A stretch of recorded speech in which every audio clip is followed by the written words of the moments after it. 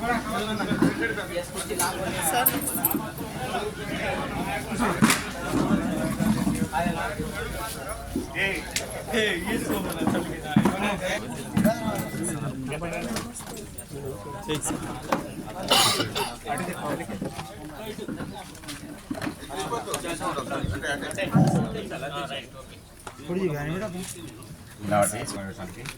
అతిథులుగా విచ్చేసినటువంటి దేవరకొండ శాసనసభ్యులు గౌరవనీయులు నేనవత్ బాలనాయక్ సార్కి, మరియు ఆర్డీఓ గారికి, ఎంఎస్ఓ గారికి, మాజీ ఎంపీపీ గారికి,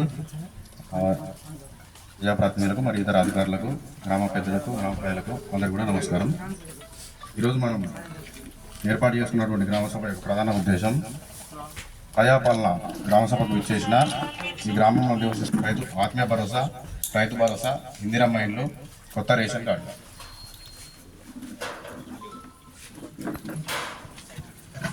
ఈ 4 పథకాలకు సంబంధించి ఈరోజు నిర్వహిస్తున్న గ్రామ సభకు ముఖ్య అతిథులుగా విచ్చేసినటువంటి గౌరవ శాసనసభ్యులు నేనవత్ బాలునాయక్ గారికి, మండల ప్రభుత్వము 4 రకాలటువంటి ఈ పథకాలను అమలు చేయబోతోంది. 24 సంవత్సరానికి సంబంధించి జాబ్ కార్డు కలిగి ఉన్నటువంటి కుటుంబం 20 రోజులు పని దినాలు చేసినటువంటి కుటుంబం మాత్రమే అర్హులు. ఈ పథకం కింద సంవత్సరానికి 12,000 రూపాయలు చక్కగా ఇక్కడ డిస్ప్లే చేస్తారు. అందులో వాళ్ళ మీద ఇక్కడ గ్రామ సభలో ఏమైనా అభ్యంతరాలు ఉంటే ఆ లిస్టులో ఏమైనా అభ్యంతరాలు ఉంటే తెలియజేయవచ్చు.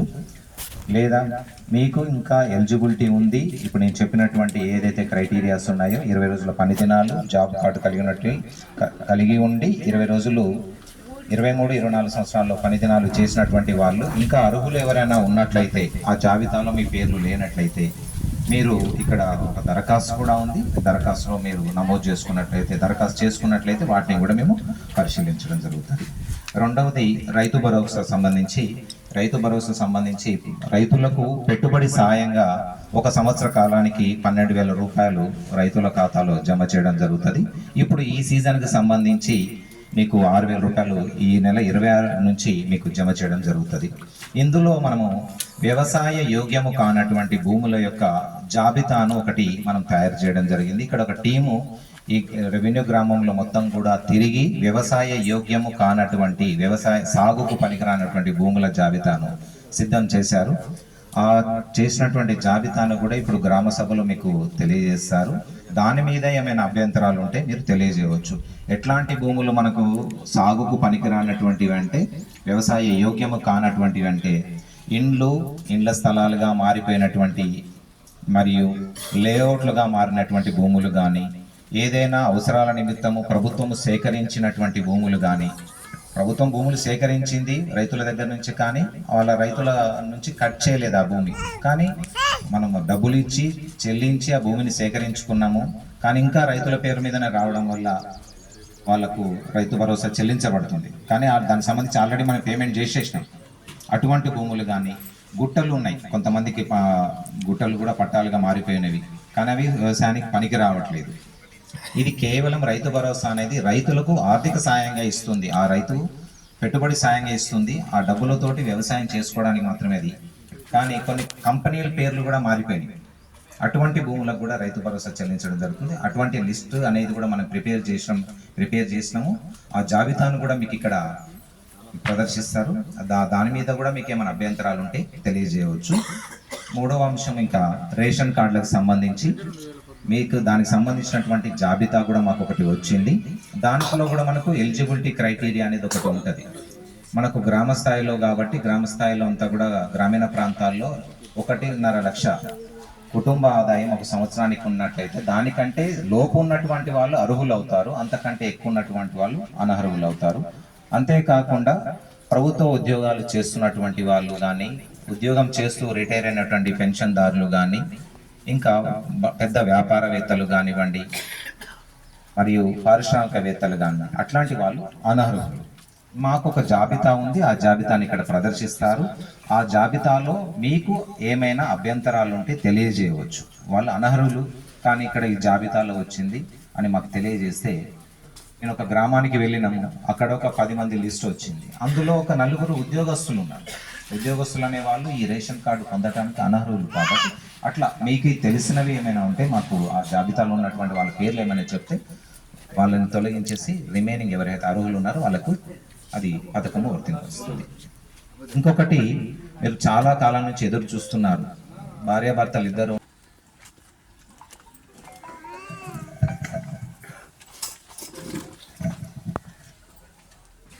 ప్రజాపాలన కార్యక్రమానికి నాతో పాటుగా విచ్చేసినటువంటి ఆర్డీఓ గారు ఉన్నారెడ్డి గారికి, అదేవిధంగా ఈ మండల ప్రత్యేక అధికారి, అదేవిధంగా ఏడీ మైనింగ్ గారు జాకబ్ గారికి, అదేవిధంగా మాజీ ఎంపీ పార్వతీ చంద్ర గారికి, పిఎస్సీ చైర్మన్ శ్రీశైల యాదవ్ గారికి, సిరాజ్ ఖాన్ గారికి, మాజీ డిప్యూటీ సభ్యురాలు బుజ్జిల్ల చిరం నాయక్ గారికి, ఎస్టీసీఎల్ జిల్లా అధ్యక్షులు నాగేశ్వరరావు నాయక్ గారికి, అదేవిధంగా ఎంపీటీసీ రామకృష్ణారెడ్డి గారికి. ఈ ఏరియా కూడా ఇంకా వస్తుందా కుర్చీ అయితే ఇంకో కుర్చీ తెప్పించుకో. రామకృష్ణారెడ్డి గారికి, మండల పార్టీ అధ్యక్షులు బదే నాయక్ గారికి, అదేవిధంగా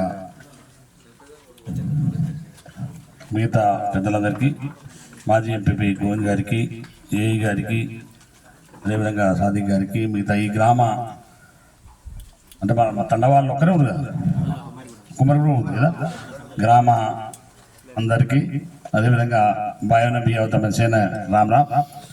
నేను ఎక్కువగా మాట్లాడాను కానీ ఆడియో గారు చెప్పాల్సిన అన్ని ఆడియో గారు చెప్పినారు. కాకపోతే మీకు ఒక్కటే ఒక అనుమానం ఏంటంటే, ఆ పేర్లు వచ్చిన పేర్లు వస్తాయో మాకు రాబోయే ఏం జరిగిపోతుంది అపోహలు అనుమానాలు అవసరం లేదు. మా దగ్గర ప్రభుత్వం దగ్గర అందుబాటులో ఉన్న వచ్చిన దరఖాస్తు మాత్రం అవి పరిశీలనలో ఉన్నాయి. మీరు ఇచ్చేటువంటి ప్రజాపాలన గతంలో ఇచ్చి ఉన్నారు, లేకపోతే మనం మీ సేవలు ఇచ్చి ఉన్నారు. ఇప్పుడు రానటువంటి పేర్లు ఏమైనా కనబడి ఇప్పుడు మీరు దరఖాస్తు ఇచ్చినటువంటి ఇచ్చుకోవాల్సిన అవసరం కూడా ఉన్నది. ఈ రోజు గ్రామ సభ అయిపోయింది, మన వాళ్ళు ఎవరు హైదరాబాద్ వాళ్ళు లేరు అందుబాటులో. ఎప్పుడు అవసరం కూడా ఉన్నది, అక్కడ కూడా ఇచ్చుకోవచ్చు. ఇది ఒక్కరోజుతో ఆగిపోయింది. మన టీఆర్ఎస్ గవర్నమెంట్లో ఒక్కరోజు అయితే ఆ కంప్యూటర్ తాళం వేసేటువంటి పరిస్థితి, ఇక మళ్ళీ ఏది రావు అనేటువంటి పరిస్థితి ఉండదు. రేషన్ కార్డు గతంలో కూడా చూసింది మీరు. రేషన్ కార్డు నాకు అర్హత ఉంది, మన తహసీల్దార్ గారికి ఎప్పుడు పెట్టుకుంటే అప్పుడు రేషన్ కార్డులు ఇచ్చినాం గత ప్రభుత్వం మనం ఉన్నప్పుడు. పోయిన 10 సంవత్సరాల్లో ఎక్కడ కూడా ఒక్క రేషన్ కార్డు ఇవ్వలేదు, ఒక్క ఇందిరమ్మ ఇల్లు ఇవ్వలేదు. మీది ఊర్లో ఇచ్చినట్టు 15 డబుల్ బెడ్రూమ్ అంటే మళ్ళీ మనుషులు అయితే ఎవరు కనబడతలేదు, నాకు ఎవరు లేదు దాంట్లో. సో ఇప్పుడు మీకు మన ప్రభుత్వం వచ్చిన తర్వాత గతంలో మనం సాచురేషన్ మోడ్లో ప్రతి గ్రామానికి ఇందిరమ్మ ఇల్లు ఎన్ని కావాలని ఇచ్చినాం, రేషన్ కార్డులు ఇచ్చినాం. ఎప్పుడు అడిగితేప్పుడు ఈ 10 ఏళ్ళలో ఒక్కరికి కూడా ఇంత ఒత్తిడి జరగడానికి ప్రజలందరూ ఎదురుకోవడానికి కారణం ఏంటంటే, గత 10 సంవత్సరాలు ఒక్కటి రాలేదు, మాకు ఇప్పుడు కావాలి, ఆ వస్తు రాదు రేపు అయిపోతాయన్న భావన ఉంది. అది ఏ పరిస్థితి కూడా ఆలోచన లేదు. ఇది నిరంతరంగా రోజువారీగా కొనసాగే ప్రక్రియ. రేషన్ కార్డు మీరు ఎప్పుడు అర్హత ఉండి నాకు రేషన్ కార్డు సాలంటే మా ఆర్డీఓ గారు రేషన్ కార్డు ఇచ్చేస్తాం. సో ఇప్పుడు ఉన్నటువంటి వాళ్ళ దరఖాస్తుల పేర్లు చదివినటువంటి వాళ్ళే కాకుండా మిగతా వాళ్ళు రానటువంటి వాళ్ళు కూడా అందరూ దరఖాస్తు చేసుకొని, ఒకవేళ ఈరోజు మీరు గ్రామ సభలో చేయలేకపోతే ఆడికి పోయి మన ఎంపీడీ ఆఫీస్లో కూడా ఉంటుంది, ఆడి కూడా మన వాళ్ళు చెప్పారు. మీకు కావాల్సినటువంటి ఈ ఒక్క రోజులో ఈ సంవత్సరంలో మనకు ఇచ్చేస్తామని నేను చెప్పాను. కానీ ఇప్పుడు సుమారుగా కావాల్సిన అర్హత అందరికీ రేషన్ కార్డులు ఇస్తాం. ఇందిరమ్మ ఇల్లు మాత్రం అర్హత కలిగినటువంటి వాళ్ళు, అంటే రేకులు ఉండి నిజమైనటువంటి పేదవాడు ఉండి వానికి ఇల్లు లేకుండా ఉండి, లేకపోతే అక్క చెల్లి ఎవరన్నా భర్త చనిపోయి, లేకపోతే ఆమెకు ఆధారం లేదు, ఇల్లు లేదు, అటువంటి వాళ్ళకు పూర్తిగా వికలాంగులు ఉండి వారికి ఇల్లు లేనటువంటి వాళ్ళు, అనేకమైనటువంటి గైడ్ లైన్స్ ఉండి వాటికి మొదటి ప్రాధాన్యత ఇవ్వాలని. తర్వాత పట్టాలు ఉన్నటువంటి ఇంటి స్థలం ఉండాలి ముందు. ఈ స్థలం 2 లిస్టులు చేసినాము. ఒకటి ఇంటి స్థలం ఉన్నటువంటి వాళ్ళు, ఇంటి స్థలం ఉండి ఇల్లు లేనటువంటి ఇటువంటి రేకులు షెడ్డు లేకపోతే గుడిసెలు ఉన్నటువంటి పేదవాళ్ళు. రెండవది ఇంటి స్థలం అర్హత ఉంది కానీ ఇంటి స్థలం లేనటువంటి వాళ్ళు. ఈ ఇంటి స్థలం లేనటువంటి వాళ్ళను భవిష్యత్తులో ప్రభుత్వం మరి ల్యాండ్ అక్విజిషన్ చేయాలా, ఎట్లా చేయాలా, ఏ రకంగా మీకు ఏర్పాటు చేయాలని మా ఆర్డీఓ గారికి సమయం వచ్చింది కాబట్టి ఇక్కడ 3 ఎకరాల పైన ఇక్కడ ప్రభుత్వం ఉంది. మనం ఆల్రెడీ ల్యాండ్ అక్వైర్ చేసిన ల్యాండ్, ఆ డబుల్ బెడ్రూమ్ ఇల్లు గట్ట మిగతా వాళ్ళని ప్లాట్ చేసి వాళ్ళకి పట్టాలు ఇచ్చి వాళ్ళందరికీ ఇల్లు ఇచ్చే ప్రక్రియను మొదలు పెట్టాలని చెప్పేసి నేను ఆర్డీఓ గారికి పోతా ఉన్నాను. మీరు స్థలం ఎప్పుడో ఒకసారి నేను ఇందిరమ్మ ఇల్లు వాళ్ళకి ఇచ్చేస్తాం. అర్హత ఉన్న వాళ్ళందరికీ ఇందిరమ్మ ఇల్లు ఇచ్చేద్దాం. దీంతో పాటుగా పైన ఒక తండ ఉంది, లెడ్ప తండ కాడ కూడా ల్యాండ్ అక్విజిషన్ చేసి ఉన్నాం. చాలా గ్రామాలు మీకు ఈ గ్రామ సభలు అయిపోయిన తర్వాత నా రిక్వెస్ట్ ఏంటంటే మీకు ఈ నియోజకవర్గంలో చాలా గ్రామాల్లో మనం హౌస్ ప్లాట్ కొరకు ల్యాండ్ అక్విజిషన్ చేసినాం. అవేవి హౌస్ ప్లాట్ చేయకుండా మనం అవన్నీ కూడా గుర్తుతా ఉన్నాయి. కాబట్టి వాటన్నిటి కూడా మళ్ళీ హ్యాండ్ ఓవర్ చేస్తుండే ల్యాండ్ అక్వైర్ చేసి రేపు భవిష్యత్తులో వాళ్ళందరికీ ప్లాట్ ఇల్లు లేనటువంటి వాళ్ళు స్థలం లేనటువంటి వాళ్ళు అందరికి ఇవ్వాల్సిన బాధ్యత ఉంది. కాబట్టి ఆర్డీ గారు ఇదంతా అయిపోయిన తర్వాత తహసీల్దార్ అందరినీ పిలుచుకొని ఎక్కడెక్కడ ల్యాండ్ అక్వైర్ రికార్డు తీసుకొని ఏవేవైతే ఖాళీ స్థలం మిగిలి ఉన్నాయో వాటన్నిటిని కూడా మనం మా స్థలం ల్యాండ్ అక్వైషన్ చేసిన స్థలాన్ని మనం హ్యాండ్ ఓవర్ చేసుకొని అవి ప్లాట్ చేసి మళ్ళీ ఇచ్చేటువంటి కార్యక్రమాన్ని మొదలు పెడతామని చెప్పి సందర్భంగా మనం చేస్తా ఉంటాం. ఇక మీకు ఇందిరమైంది మీకు ఒక్కరోజుతో అయిపోతుందని చెప్పాను కానీ మీ తండ్రికి ఇప్పుడు ఎంతమంది ఎలిజిబుల్తో ఎంత రాగలుగుతో మన నియోజకవర్గానికి వచ్చినాయి 3,500 ఇల్లు. ఈ సంవత్సరం కొంతమందికి ఇస్తాం, వచ్చే సంవత్సరం ఇంకా కొంతమందికి ఇస్తాం. మనకి ఈ 4 సంవత్సరాలు నేను ఎమ్మెల్యే ఉండగా ఈ నియోజకవర్గంలో కనీసం 20,000 ఇల్లు నిర్మాణం చేయబోతున్నాం. 17,500 ఇల్లు ఇప్పుడు వస్తున్నాయి మనకు ఈ 5 సంవత్సరాలు 5 కోట్ల. ఒక 4-5 వేలు నేను ముఖ్యమంత్రి గారిని ఏదో విధంగా రిక్వెస్ట్ చేసి ఒక 4-5 వేలు తీసుకొస్తాం. అంటే సుమారుగా 20,000 ఇల్లు లేనటువంటి వాళ్ళు పేదవారికి నిర్మించే బాధ్యత నాదే. దానికి ఇప్పుడు రాలేదు కాబట్టి విష్ణు రేపు వస్తుందో రాదనే భావన మీకు అక్కర్లేదు. తప్పకుండా అర్హత ఉన్న ప్రతి పేదవారికి ఇల్లు లేనటువంటి వాళ్ళకి అందరికి ఇప్పిస్తాం. ఇప్పుడు చాలా మందికి ఇల్లు రాలేదు పాపం. ఇప్పుడు నాయక్ సాబు అనుకో, ఈయనకి 2 పిల్లలు పెళ్లిళ్ళు అయిపోయినాయి, ఒకటే ఇంట్లో ఉంటారు. కానీ ఇప్పుడు ఆయనకు రాలేకపోతే ఉంటేనేమో స్లాబ్ ఇల్లు, వాళ్ళు చూసినప్పుడే స్లాబ్ ఇల్లు కదా. కానీ 2 పిల్లలు పెళ్లిళ్ళు అయిపోయి వాళ్ళకి ఇల్లు అవసరం. కానీ ఇప్పుడు ఈ సందర్భంలో రాకపోయినా రేపు మళ్ళీ వచ్చే దాంట్లో నేను 2 పిల్లలు డివైడ్ చేయాలి. ముందు అది డివైడ్ చేసి తర్వాత అర్హత ఉండదు వాళ్ళకి ఇల్లు లేదు కాబట్టి వాళ్ళకు కూడా ఇస్తాం. సో ఎవరైనా మీరు అభిమానంతో గెలిపించిన బిడ్డ పాలు నాయకుడు. ఇక మీరు అలా ఎవరు అనుమానంలో పెట్టుకోవచ్చు. ఇక మీకు కావాల్సినటువంటి ఇంతమంది ఆర్డీఓ గారు రైతు భరోసా సంవత్సరానికి ఎకరానికి 12,000 ఒక పంటకు 2 పంటలు కలిపి 12,000 రూపాయలు 6,000 ఇస్తున్నాం. 2 పంటలు కలిపి 12,000 రూపాయలు ఇస్తున్నాం. ఇప్పుడు 6,000 రూపాయలు మీకు 26వ తారీఖు నాడు మీ అందరి ఖాతాలో జమ అయిపోతుంది. రైతుల ఖాతాలో 6,000 చొప్పున ఎకరానికి 6,000 చొప్పున 6,000 చొప్పున 26వ తారీఖు మీ ఖాతాలో మీ ఫోన్లలో చూసుకొని మీ ఖాతాలో జమ అయిపోతున్నాయి. అవి అర్హత లేని వాళ్ళు చెప్పాడు గుట్టలు లేకపోతే ఇళ్ళ ప్లాట్ చేసినట్టు వాళ్ళకి ఇల్లు నీళ్ళు ఆ ఇళ్ళకు కూడా గతంలో పైసలు తీసుకుని ఉన్నారు. ఈ డాంబర్ రోడ్ ఉంది, ఈ డాంబర్ రోడ్ కూడా పైసలు ఇచ్చింది. ఈ పరిస్థితి ఇప్పుడు లేదు. నీకు భూమి నువ్వు దున్నకపోయినా పర్వాలేదు, కానీ వ్యవసాయానికి అక్కరొచ్చు, నువ్వు పంట వేయకుండా పర్లేదు, కానీ వ్యవసాయానికి అక్కరొచ్చు భూమి ఉంటే చాలు. మీ అందరికీ రైతు భరోసా ఇచ్చిన కార్యక్రమం రేపు 26వ తారీఖు చేస్తారు. మీకు లిస్టు చదువుతారు, అందులో ఏమన్నా నిజంగా అధికారులు ఏమైనా తప్పు చేసి ఇది కాదు కరెక్ట్ వ్యవసాయం భూమి పని చెప్పవచ్చు. లేదు గుట్టలు ఉన్నటువంటి ఆ గుట్ట ఉంది ఆయన మొత్తం దానికి ఎట్లా రైతు భరోసా ఇస్తాం. ఇప్పుడు నువ్వు వ్యవసాయం చేసుకోవడానికి ఇవ్వాలి, కానీ అటువంటి దానికి దానికి ప్రభుత్వం కొన్ని నిబంధనలు పెట్టింది. ఆ నిబంధనల ప్రకారం ఉన్నటువంటి ఏదైనా సరే కానీ అర్హత ఉన్న మాట ఎట్టి పరిస్థితులు అన్యాయం చేయలేదు, అనర్హత ఉన్నటువంటి మాత్రం ఎట్లు కూడా ఇవ్వగలదు ప్రభుత్వం లక్ష్యం అని చెప్పి మరొకసారి మీకు ఈ సందర్భంగా మనం చేస్తున్నాం. ఇక మీ తండాకి సంబంధించి నాకు 2 కుమ్మరి కూడా ఏంటంటే మంచిలో ఉంటే మంచిగా ఇప్పుడు మా అక్కల మంచిగా చిన్న పైప్ లైన్ అవసరం ఉంది, అది పూర్తి చేస్తాను. తండాకి సంబంధించి మొన్న మీరు అడిగితే ఒక 10 పోలు ఏదో ఇచ్చినాం, ఇంకా కొన్ని కావాల్సి ఉన్నాయి, అవి మిగతా పోలు కూడా ఇప్పిస్తాను. దాంతో పాటుగా మీ తండకు సిసి రోడ్ వేయాలన్నా ఏది చేయాలన్నా మీరంతా బండ మీద ఉంది. అందుకే మా పిఎన్ అడుగుతున్నాం. రేపు ఎస్టీ సబ్ ప్లాన్ లో వచ్చిన డబ్బులో 40 లక్షలు కానీ 50 లక్షలు కానీ మొత్తం హాంకెత్తాండర్ మొత్తం అండర్ గ్రౌండ్ డ్రైనేజ్ పూర్తి చేసి ఆ పైప్ లైన్ తోటి మీకు ఇబ్బంది లేకుండా పూర్తి చేసిన బాధ్యత. ఎందుకంటే ఎన్నికలు నా తండ్రి సెంటర్లో మాట్లాడి నేను హామీ ఇచ్చిన రవితో పాటు నాతో పాటు మీరందరూ ఉన్నారు. ఆ రోజు నేను గుడికాడ హామీ ఇచ్చిపోయినా తప్పకుండా నాకు వచ్చేటువంటి ఎస్టీపీ నిధులు మొదటి ప్రాధాన్యత ఈ గ్రామాన్ని పెట్టి ఈ గ్రామంలో ఉన్నటువంటి పైప్ లైన్ ఏదైతే మీకు ఇప్పుడు ఈ డ్రైనేజ్ చేయడానికి రాదు, లేకపోతే మీ బాత్రూమ్ కట్టిన ఇబ్బంది ఉన్నది.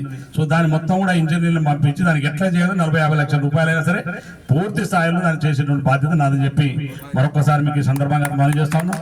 ఇప్పుడు ఉన్నటువంటి ఈ స్థలాన్ని కూడా తీసుకుందాం. ఆర్డీఓ గారు చెప్పిన ఆ స్థలం కూడా మనం తీసుకొని మళ్ళీ భవిష్యత్తులో ప్లాట్ చేద్దాం.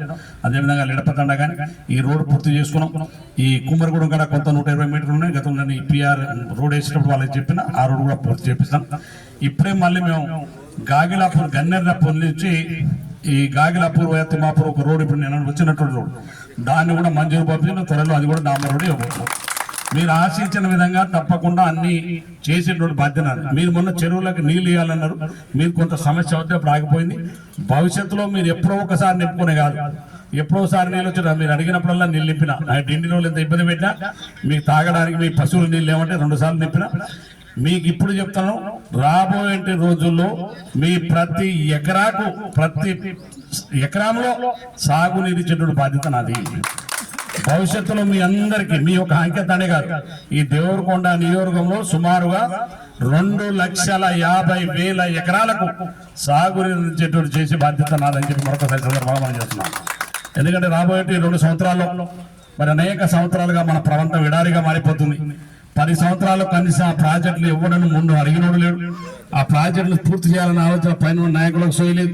ఇక్కడున్న గెలిపించిన నాయకులు జరిగేటువంటి ధైర్యం లేదు. కానీ మీ బిడ్డగా మీరు ఆశ్రయించుగా ఇదే శాసనసభలో 1కి 4 సార్లు కొట్లాడి ఒప్పించి ఇవాళ SLBCని పూర్తి చేస్తున్నా.